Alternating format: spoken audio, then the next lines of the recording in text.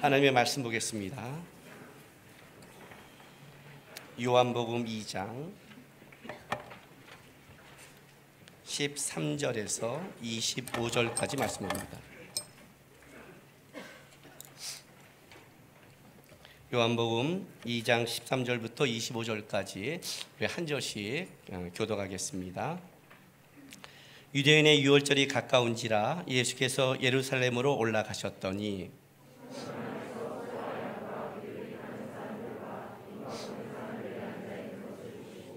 노끈으로 채찍을 만드사 양이나 소를 다 성전에서 내쫓으시고 돈 바꾸는 사람들의 돈을 쏟으시며 상을 엎으시고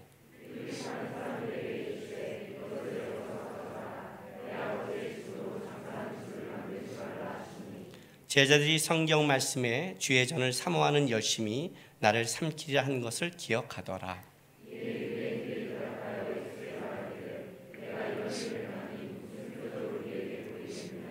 예수께서 대답하여 이르시되 너희가 이 성전을 헐라 내가 사흘 동안 일으키리라.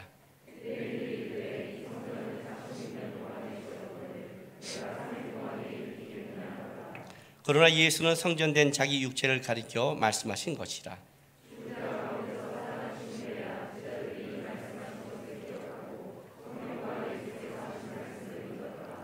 유월절에 예수께서 예루살렘에 계시니 많은 사람이 그의 행하시는 표적을 보고 그의 이름을 믿었으나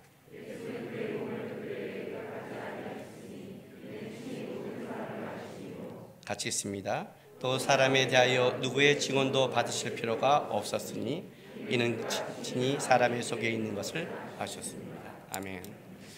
지금 우리는 지난주에 이어서 계속 이제 예수님의 이 성정 청결을 좀 보고 있습니다.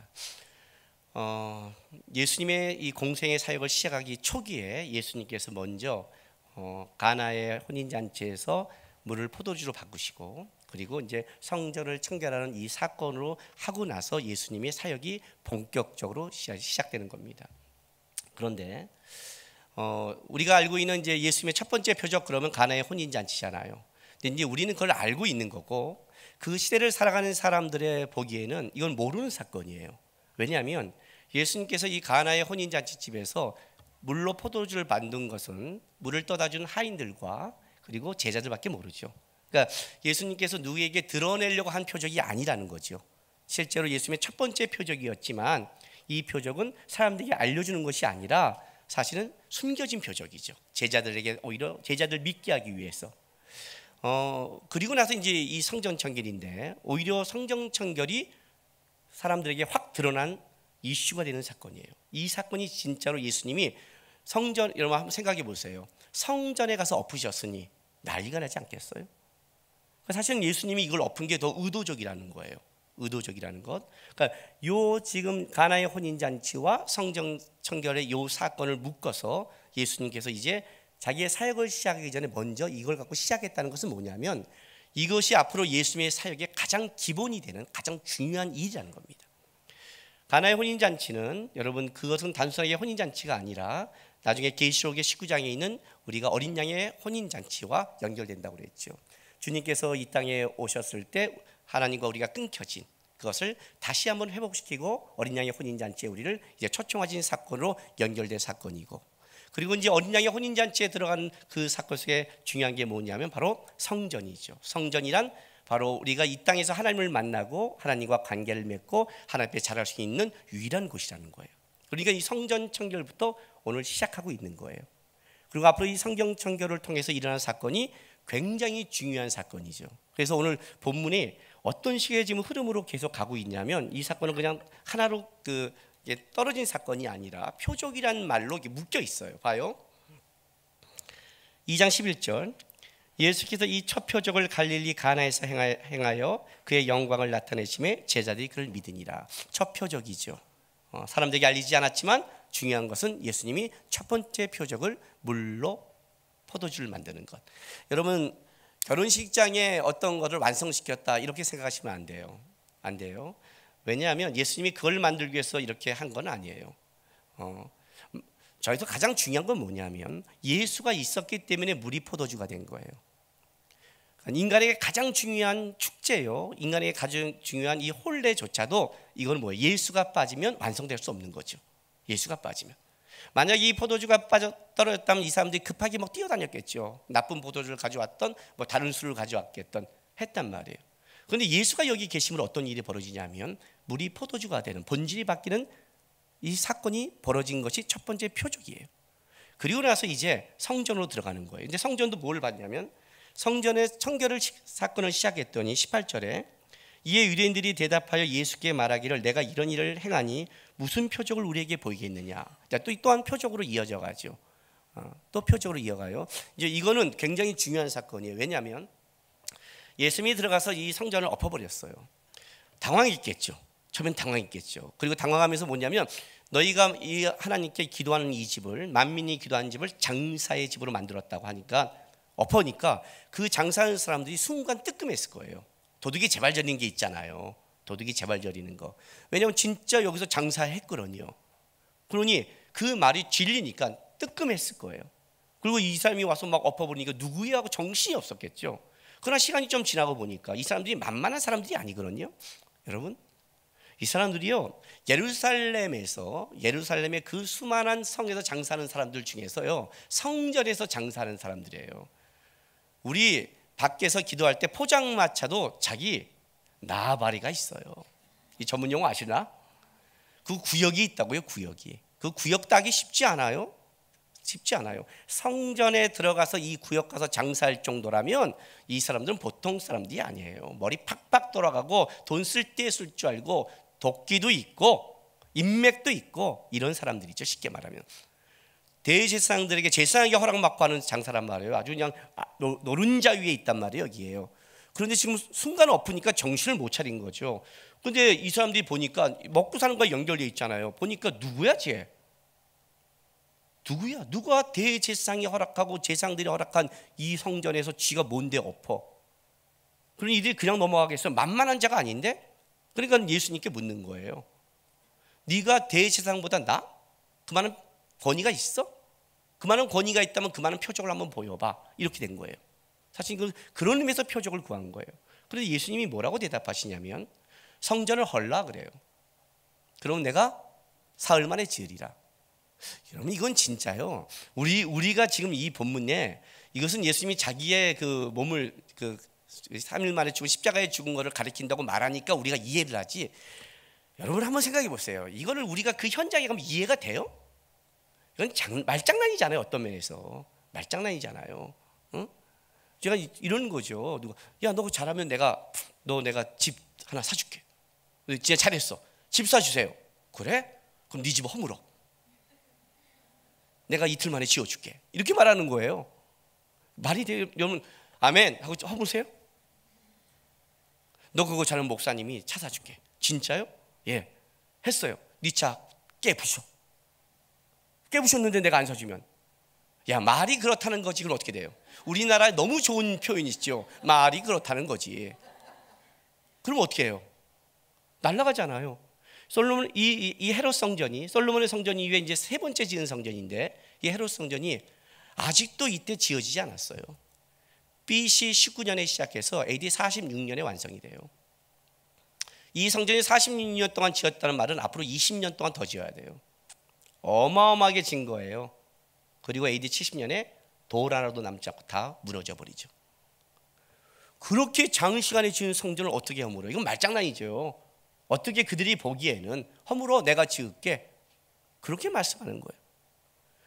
그리고 나서 그게 끝난 게 아니라 오늘 23절에 봤더니 6월절에 예수께서 예루살렘에 계시니 많은 사람이 그의 행하시는 표적을 보고, 이 본다는 말은 육안으로 직접 보는 거예요. 보고 그 이름을 믿었으나 이렇게 돼가는 거예요. 그러니까 예수님은 그리고 성전 청결을 하고 나오셔서 그냥 가신 게 아니라 6월절 기간 내내 전 기간을 예루살렘에 계신 거예요. 그 절기를 지키고 있는 거예요. 당시에 그 기록에 보면 이때 예루살렘에 그 모인 사람들이 한 300만 명이 모였다고 말해요. 근데 이거는 너무 과장된 숫자고요. 과장된 숫자고 숙박 시설 다 따졌을 때는 20만 명 정도가 예루살렘에 왔다고 봐요. 여러분 20만 명이 적다고 생각하면 안 돼요. 제가 지난주에 전주에 갔다 왔는데 전주 그 인구가 몇 명이냐고 물었더니 60만 명이래요. 전북에서 제일 큰 도시에 현재 인구가 60만 명인데 이 당시에 20만 명이라면 굉장한 거죠. 실제로 굉장한 사람이 몰린 거예요. 이 기간 내내 여기 있다가 예수님께서 표적을 보였는데 이 표적은 진짜 표적이죠. 앞에 표적은 말장난 같은 표적이고 네가 허물어 내가 지을게라는 거였지만 이 뒤에 표적은 진짜 표적을 행한 거예요. 그러니까 이 표적을 보고 나서 많은 사람이 믿었다는 거 아니에요. 만약 여기서 믿는 사람 중에서 분명히 그때 예수님에 대해서 야 네가 표적을 보여봐 이렇게 말한 사람들도 분명히 관심을 갖고 있을 거예요. 왜냐하면 예수님은 성전을 엎었기 때문에 아마 이슈가 됐을 거예요. 그런데 그분이 진짜 이때는 이적과 기적을 행한 거예요. 병자를 고쳤을 것이고 기적을 행했을 거예요. 그 기적을 보고 믿기 시작했어요. 그런데 오늘 본문에 보면 24절에 이렇게 말을 해요. 예수는 그의 몸을 그들에게 의탁하지 아니하였으니 이는 친히 모든 사람을 아심이요 그래요.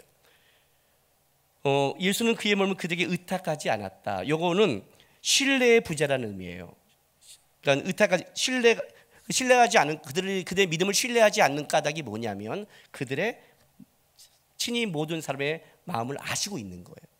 좀 애매한 표현이죠. 근데 이걸 좀 제가 더 정확하게 바꿔드릴게요. 오늘 23절에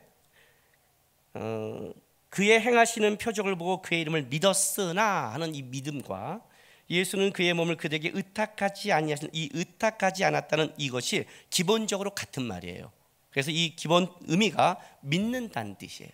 믿는다는 의탁하지 아니하는 것도 이걸로 그러면 이렇게 의역이 되는 거예요. 다시 이 본문을 제가 해석해 주면 사람들이 예수님의 표적을 보고 믿었으나 예수님은 그들을 믿지 않았다 이런 뜻이에요. 이해가 됐어요? 사람들이 예수님의 표적을 보고 이제는 믿은 거예요. 네가 표적을 보여봐 이렇게 말한 거예요. 표적을 보여봐 그럼 내가 믿을게 이렇게 말했는데 예수님은 그들이 우리 표적을 보여줬어요. 진짜 그때는 안 보였고 그때는 성전의 의미를 얘기했고 예루살렘에 멀면서 진짜 표적을 보인 거예요. 그러니까 주시한 사람들이 와서 이제 예수를 믿었는데 오히려 예수님은 그들을 믿지 않았다는 거예요. 왜? 지금 계속해서 가나의 혼자가 표적으로 이어지고 성전도 표적을 보이란 말고 나오셔서 표적을 행하신 거예요. 아마 예수님이 지금 이 보인 표적은 성전에서 보이는 표적과 연결된 표적일 거예요. 그들이 말한 너가 성전을 청결하게 했다면 거기에 맞는 표적을 보여봐를 나와서 했을 거예요. 분명히 했을 거예요. 연결된 표적인데 그들은 그걸 믿었는데 예수님은 그들의 믿음을 그러니까 이 믿음에 문제가 있는 거죠. 이 믿음에 대해서 인정하지 않았다는 거예요. 이 하나하나의 사건은 가나의 혼인잔치 성전 청결 이런 것이 아니라 이 사건은 예수님의 초기에 가장 중요한 대표성을 가지고 있는 거예요. 앞으로 예수님께서 행할 모든 사역은 여기에 다 묶여 있는 거예요.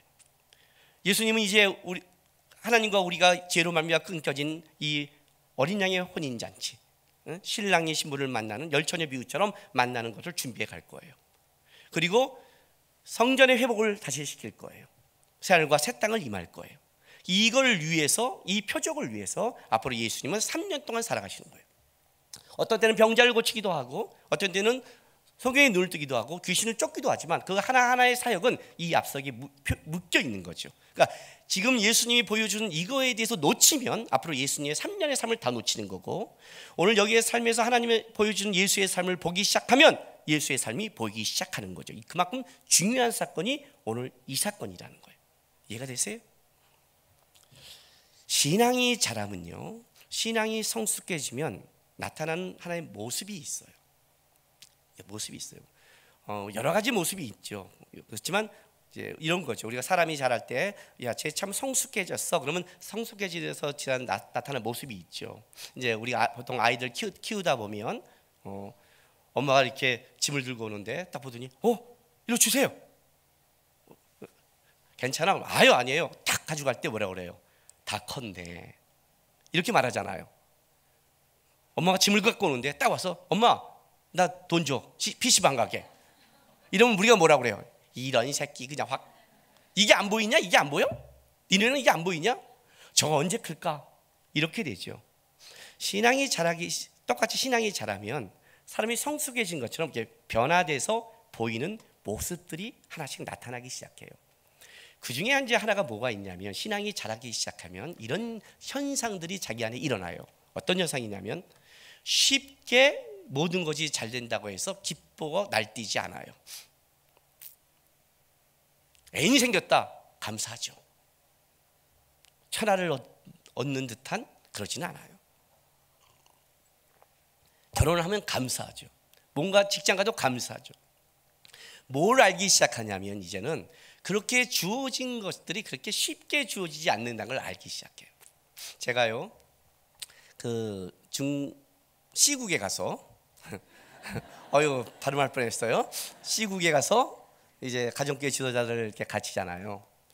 몇 년 전에 이제 갔는데 선교사님이 베란간 김 목사 오늘 요번에는 미안한데 못 가르칠 것 같아. 왜냐면 너무 감시가 심해. 이거 잘못 걸리면 진짜 나도 쫓겨나고 감옥에 가. 이럴 때는 눈치를 봐주는 게 좋아. 뭐 하죠? 할 게 없어. 그냥 쉬어야 될 것 같아. 속에서 아싸, 합법적이잖아요. 그렇잖아요. 합법적이잖아요. 그렇다고 해서 내가 올 일주일 주일 빼먹는 도 아닌데 5일 후에 올 그 비행기 표와 호텔을 다 취소하고 올 이유는 없잖아요. 없잖아요. 그죠? 그거 다 취소하고 내가 그 다음날 와야 돼요? 여러분 보러? 그죠? 그 합법적이란 말이에요. 제가 합법적인 거. 세상에 아침에 딱 일어났는데 어딜 가야 될지 몰라요. 나가자. 그 시내를 근데 그 도시 이름을 말할 뻔했어요. 그 시내를 다 돌아다니면서 구경했는데 난 이제 거기 가이드를 할 수 있어요. 가서 차 마시다가 뭐 할까? 왜냐면 너무 시간이 널널하니까 여기서 1시간 더 저 차 마시죠. 저기 갈까요? 여기 갈까요? 진짜 행복한 거예요. 이건 합법적인 거잖아요. 내가 놀러 간 게 아니라 나는 전화로 갔고 주께서 막으셨는데 주께서 막으셨는데 내가 뭐라고 그래요? 할렐루야지. 또 놀 때는 또 화끈하게 놀아야지. 주께서 허락한 시간 내가 주님이 만족할 만큼 놀아줬죠. 그리고 돌아왔어요. 그리고 두세 달이 어떤 일인 줄 아세요? 지각에 고생했어요. 일을 시키는데 막 하다 보면 그게 떠오르는 거예요. 그래 내가 쉬었지. 이것 때문에 돌리는데 말을 못해요. 그래서 가끔 하나님이 저에게 막 쉬게 해주고 막 줄 때가 있어요. 근데 이게 처음에는 좋아요. 더 이상 오면 어떤 일이 벌어진 줄 아세요? 하나님 됐어요. 안 해도 돼요. 하나님 괜찮아요. 저 그냥 안 줘도 된다니까요. 왜 이러세요 조금만. 남 주세요. 됐다니까요. 주는 게 두려워요. 왜 그런 줄 아세요? 그 주는 게 내게 아닌 걸 알기 시작했죠. 성숙해지면. 내게 준 재정, 내게 준 건강, 내게 준 능력, 내게 준 은혜, 내게 준 모든 것이 너 하나가 아니라 주님이 이유가 있어서 준 걸 알기 시작해요. 축복을 받을 때 부담이란 게 오는 거예요. 많이 준 자에게 많이 찾는다는 말이 가슴에 찔리기 시작해요. 뭔 줄 아세요? 주님을 알면 주어진 게 다 감사한 게 아니라 주신 만큼 내가 책임이 있다는 걸 알기 시작하는 거예요. 그래서 다 만족하지 못해요. 또한 주님을 알면 어떤 일이 벌어지냐면 내가 어려움과 낭망을 당하도 물론 힘들고 어려워요. 이걸로 좌절하지 않아요. 왜요? 이걸로 내가 끝나지 않는 걸 알아요. 이걸 통해 나중에 내가 만들어진 걸 알아요. 우리 알잖아요. 다. 지금 내가 불 가운데 들어갔구나, 물 가운데 들어갔구나. 주님 너무 많이 쳐넣는 거 아니에요? 이렇게 기도는 하지만 이걸 통해 내가 정금같이 된다는 걸 우리 다 고백하고 있잖아요. 그러니 주님을 믿기 시작한다면 또 이 길도 갈 수 있어요. 그러니까 성숙해지면 어떤 일이 벌어지냐면 준다고 해서 다 천하를 얻다고 뛰지도 않고 지금 뺏겼다고 해서 망했다고 좌절하지도 않아요. 내 인생이 모든 것이 주님 앞에 있다는 걸 알기 시작하죠. 신앙이라는 게. 왜요? 나를 끌어가시는 그 분이 보통 분이 아니니까. 말 한마디도 천하를 만드셨고 역사의 주관자이며 생명의 주관자 아닙니까? 그분이 허락해야 내가 죽고 그분이 허락해야 내 인생이 망한다는 걸 알고 있잖아요. 예수가 어떤 분인지를 알기 시작했다는 거예요. 오늘 지금 이 표적이랄 속에 예수님이 보여주고 싶은 게 이거예요. 혼인잔치집에 예수가 있어야 되는 거예요. 예수가 있어야 물이 포도주가 본질이 변하는 역사가 이루어져요. 예수가 없으면 다른 술로 채우는 땜빵밖에 안 되는 거지만 예수가 있어야 물이 포도주가 되고 본질이 벌어지고 혼례가 혼례되는 그 역사가 벌어지는 거예요. 이게 예수가 오신 이유예요.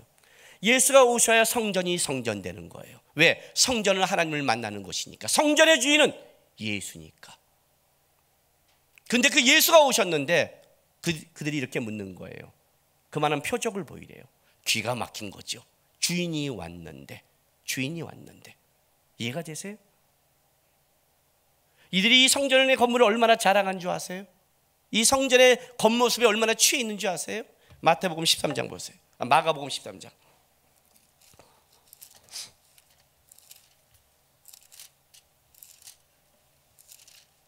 1절 2절 보겠습니다. 예수께서 성전에 나가실 때 제자 중 하나가 이르되 선생님이여 보소서 이 돌들이 어떠하며 이 건물들이 어떠하니까. 야, 자랑스러운 거죠. 이 성전의 돌들이 어떻고 이것이 어떠합니까? 자랑스러운 거예요. 예, 하나님이 자기네게 준 성전, 하나님을 만나는 것, 여기에 대한 자랑이 넘치는 거죠. 2절에 예수님이 이렇게 말씀하세요. 예수께서 이르시되 내가 이 큰 건물들을 보느냐 돌 하나도 도리에 남지 않고 다 무너뜨리라 하시니. 이해가 되세요? 너가 이 돌들을 봐? 성전을 보려면 하나님을 봐야지. 성전을 보는데 돌을 봐? 돌은 이스라엘의 역사 중에 사라질 거죠. 피조물은 다 사라질 거죠. 사라질 걸 보고 있다면 그건 사라져야죠. 이스라엘 역사의 성전이, 건물이 주인이 된다면 그것은 사라져야 될 역사라는 거예요. 성전의 주인은 예수님이거든요. 이거는 이때가 아니라 계속해서 이스라엘이 멸망할 때도 외쳤던 선지자들의 말에도 있어요. 예레미야서 7장 보세요. 예레미야서 7장 구약성경 1061쪽.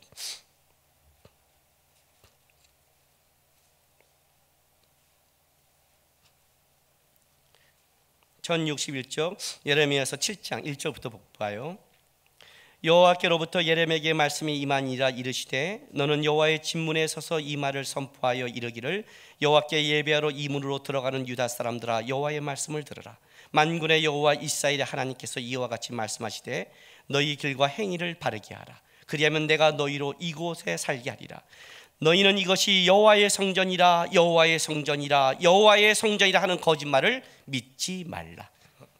너희가 만일 길과 행위를 참으로 바르게 하여 이웃들 사이에 정의를 행하며 이방인과 고아와 과부를 압제하지 아니하며 무죄한 자의 피를 이곳에서 흘리지 아니하며 다른 신들의 뒤를 따라 화를 자초하지 아니하면 내가 너희를 이곳에서 살게 하리니 곧 너희 조상에게 영원 묵은토록 준 땅이니라.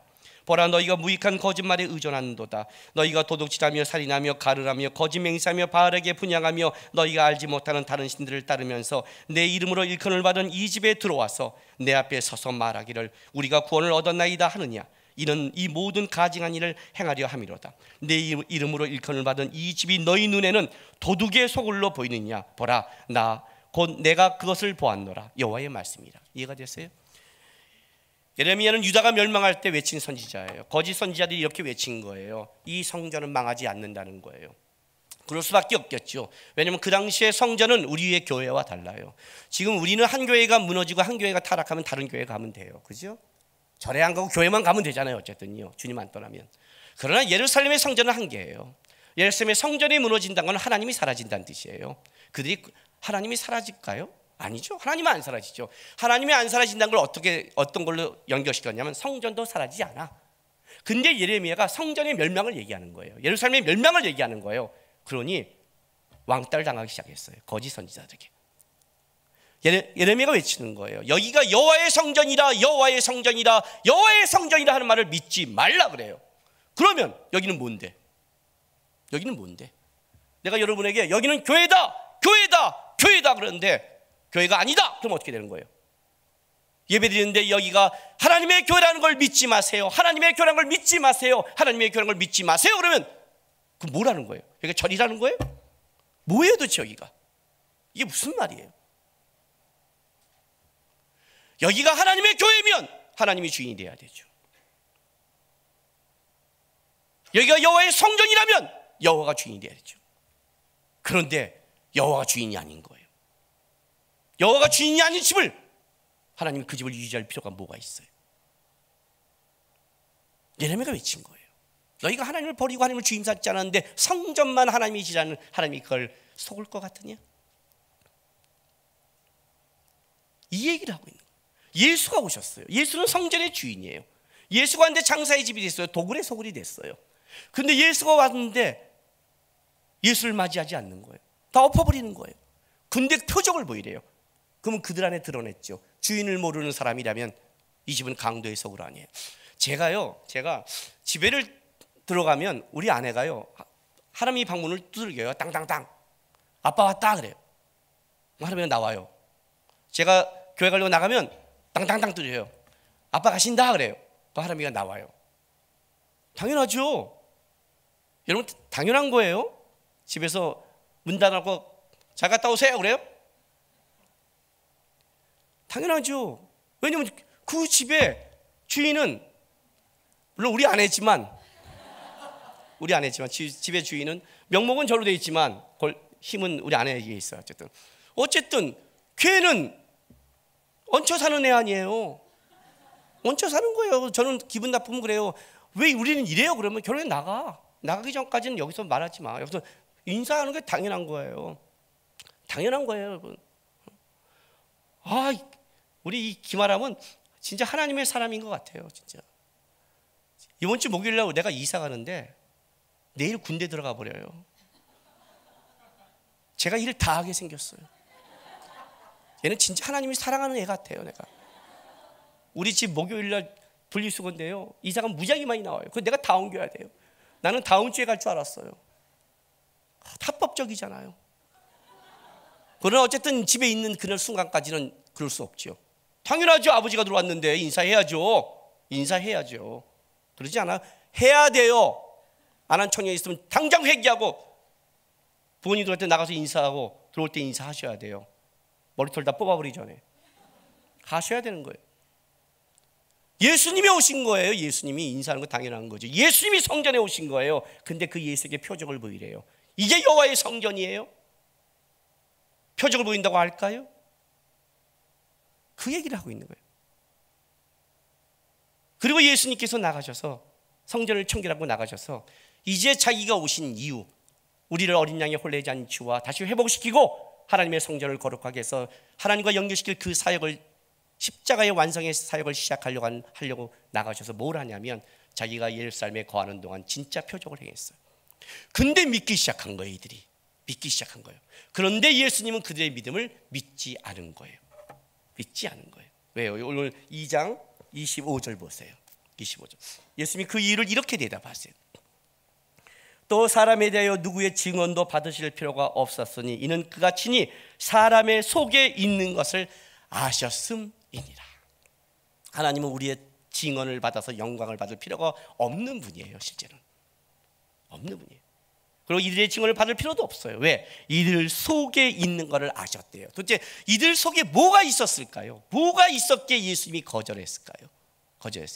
이 싸움은 예수님 사역 내내 벌어지는 싸움이에요. 요한복음 6장 가보세요. 요한복음 6장 26절 27절 보세요.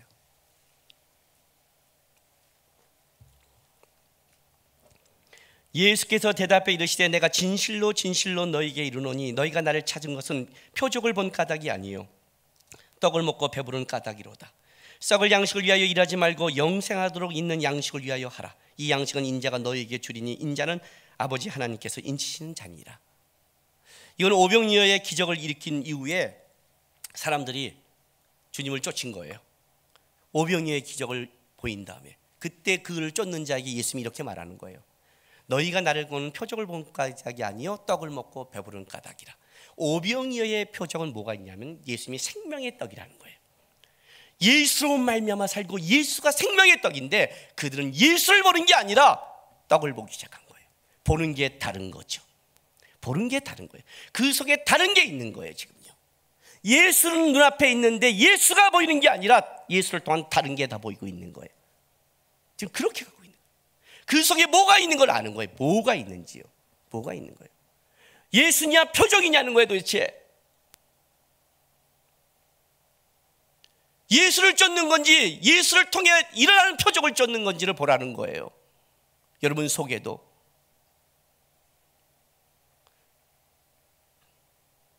우리 교회 금방 부흥하는 법을 제가 알고 있어요. 지금보다 훨씬 더 빨리 부흥하는 법을. 뭔지 아세요? 소문내기 시작하면 돼요. 김남근 목사는 불임 치료에 탁월한 은사가 있는 목사입니다. 우리 교회에 굉장히 많이 많죠. 그렇죠? 진짜 우리 교회에 와서요 불임이었다가 애를 낳은 분이 꽤 많아요. 저한테 제자훈련 받다가 산부인과 의사가 7년 동안 불임이었는데 제자훈련 받다가 생겼어요. 산부인과 의사가 애를 못 가졌는데 성경 공부하다가 은혜를 받고 많이 편해졌는지 생긴 거예요. 그 소문내고 쫙 불임만 세워놓고 다 안수하는 거예요. 그러면 그중에 3분의 1만 되면 되죠. 3분의 1만 소문나서 내가 아이를 얻었습니다. 그러면 쫙 모이는 거예요. 모인다고요 다. 예수를 보는 게 아니라 불임을 치료를 받고 오는 거죠. 그렇죠. 얼마나 많은 은사를 쫓아다녀요. 얼마나 많은 예언을 쫓아다녀요. 진짜 예수를 쫓는 걸까요? 물론 그럼 표적을 통해 예수를 못 믿나요? 표적을 통해서 예수를 믿죠. 그러나 성경은 그 말을 하는 거예요. 표적이 예수를 믿는 증거가 될 수 없다고 얘기하는 거예요. 그가 표적을 통해서 예수를 만난 거지 표적을 만난 게 아니에요. 그런 사람들은요. 얼마나 많은 것이. 저도 예언해요. 알아요? 왜? 못 믿으세요? 여러분 인생 안 망해요. 여러분 천국 가요.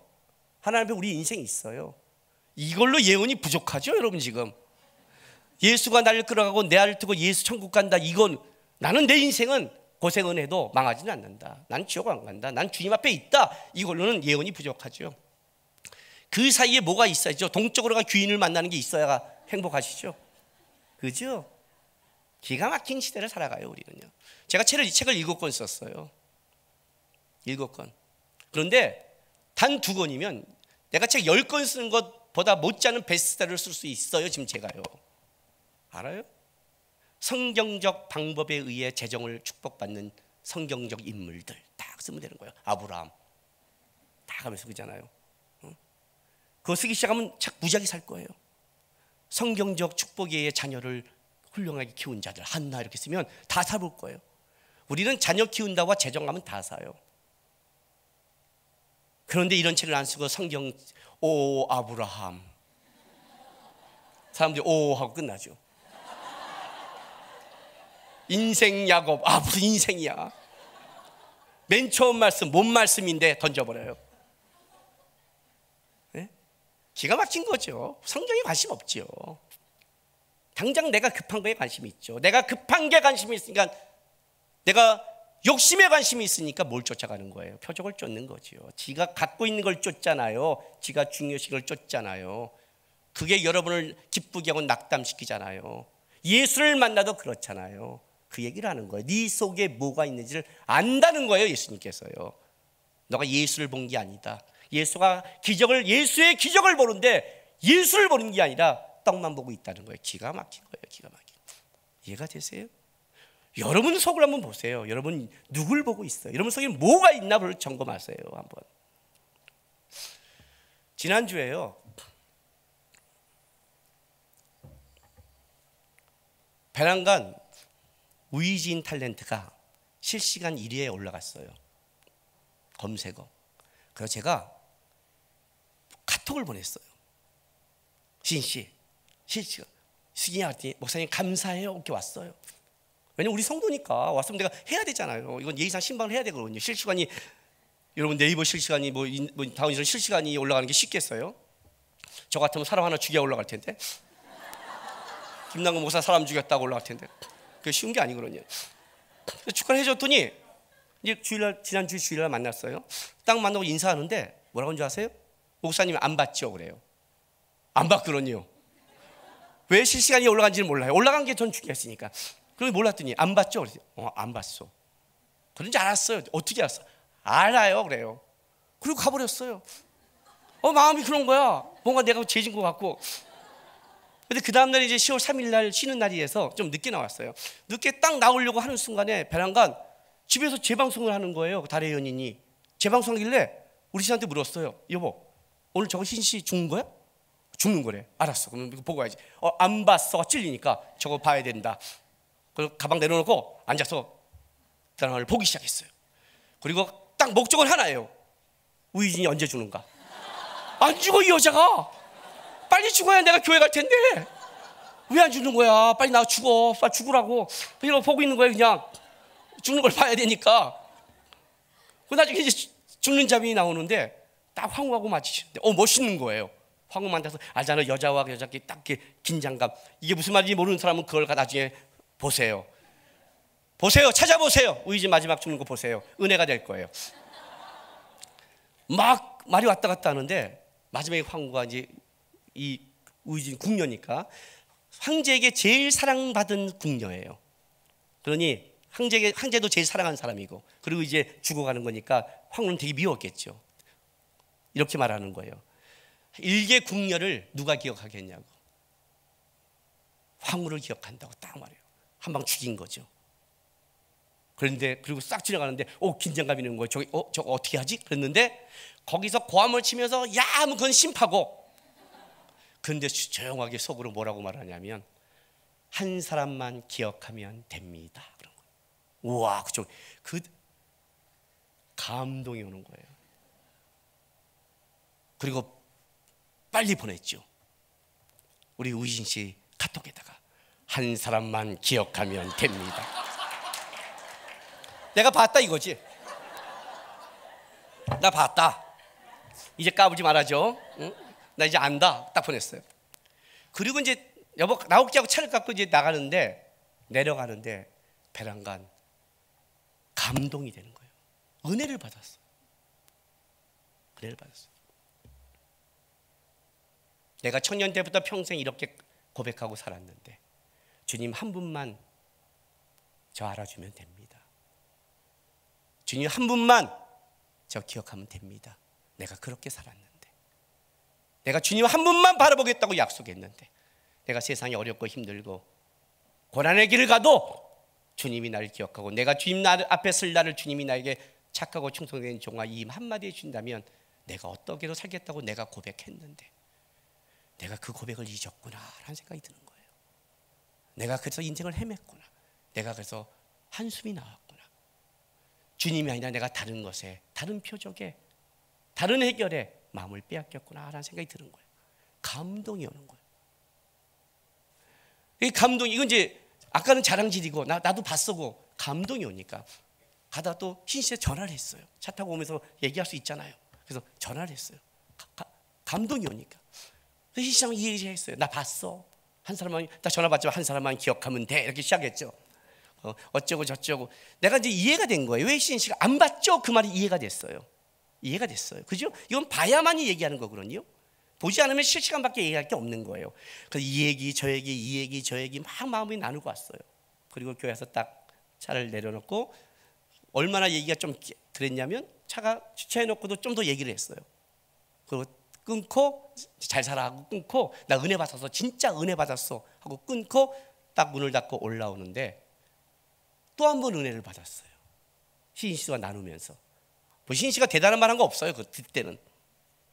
뭘 은혜를 받았냐면 왜 우리 주님이 우리 인생을 이렇게 끌어가냐에 대해서 제가 알았어요. 여러분. 내가 그 드라마를 보기 전까지는 실시간 일이 축하해요밖에 없었어요. 그리고 더 이상 할 얘기가 없어요. 그런데 내가 그 드라마를 봤더니 할 얘기가 너무 많아진 거예요. 여러분이 예수가 아니라 다른 표적을 보면 주님 이거 도와주세요 할 그거밖에 없을 거예요. 그러나 여러분이 예수님을 따라가는 예수가 표적이고 예수님을 따라가고 예수님과 인생을 같이 산다면 여러분 예수님과 할 얘기가 너무너무 많을 거예요.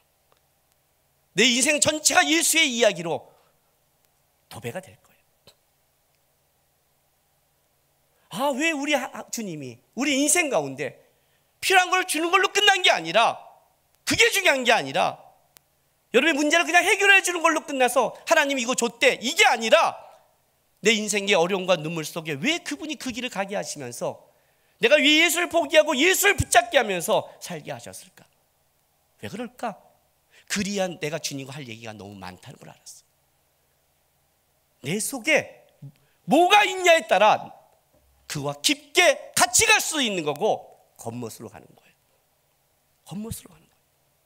본자만이, 내가 그 드라마를 봤기 때문에 얘기할 게 있는 것처럼 예수님을 제대로, 예수를 본 자만이 예수와 할 얘기가 있는 거예요. 표적을 본 자들은 표적밖에 할 얘기가 없는 거예요. 이해가 되세요? 요한복음 6장 보세요. 14, 15절.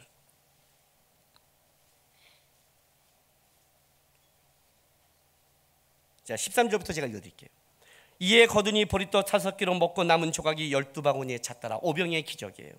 그 사람들이 예수께 행하신 이 표적 보고 말하되 이는 참으로 세상에 오실 그 선지자 하더라. 그러므로 예수께서 그들이 와서 자기를 억지로 붙들어 임금으로 삼는 줄 아시고 다시 혼자 산으로 떠나가시니라. 야, 이해가 돼요?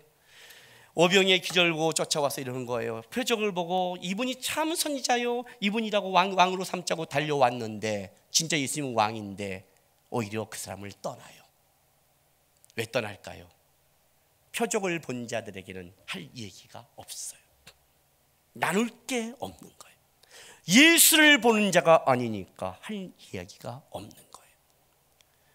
하나님, 제 인생은 뭡니까? 왜 나는 이렇습니까? 왜 나는 하나님, 이런 하나님의 은혜를 못 봅니까? 함부로 말하지 마세요.